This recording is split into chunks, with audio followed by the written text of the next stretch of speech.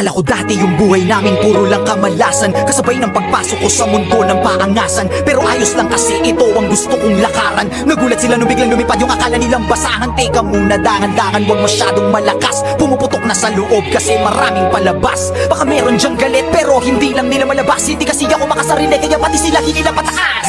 Teka, ang dami nagbago, ugali pati na mukha mo. Ganyan na ba yung mga dapat gawin para mahalin ng mga tao? Sa bagay sanay ka naman mo, respeto daw kahit pa ba? No, kung gusto nyo ng respeto, tanungin nyo na sila kung magkano. Huwag magpapakapekto, kala mo perfecto. Lalo pag nagsalita na yung mga yakala mo walang debekto. Samantalang ako ginawa ko lang lahat ng ito ng puro diretsyo. Habang ikaw kailangan may siraan ka para lang makaasenso. Para ka lang chismoso, ginawan na lahat ng kwento. Isa kang kupal na manunulat, ya puro ka lang imbento. Tinapakan, inangasan, sinabihan, umalis na lang ako rito. Nilabanan, hinayangan, kaya ngayon ako na ang pagpaborito. Titirahin nyo ko si Balong lang nagdala. Huwag kayong mag-alala, meron din kaming dala. Ganyan naman yung mga ulule, mahilig mangumpara. Nagpapanggap na malawak ang utak, makitid pala. Tanga ka, halatang talangka ka talaga. Kung ako'y guro na awa lang kaya ka nakapasa. Kala mo lang matalin na kulang ka pa sa tasa. Tumitira ng mabilis, naiintindihan ka ba? Simula ko na to kung paano pamumana para bumakat sa mga tao. Kaya ko tumira kasi diba tinitira mo ko nung mga panahon na wala ko. Nakikita sa malayo pero di ko tinigilang mga bayo. Ngayon ay naging malinaw na malabo pero di nyo makikita ang nakatago.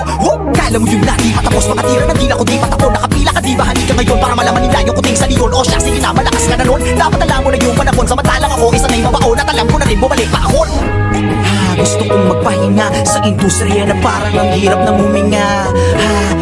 Gusto kong magpahinga sa industriya na parang ang hirap ng huminga. Kulang tong 44 para makwento ko pa lahat ng tunay na nangyari gagawing pelikula. Kulang tong 44 para makwento ko pa lahat ng tunay na nangyari gagawing pelikula. Manood ka!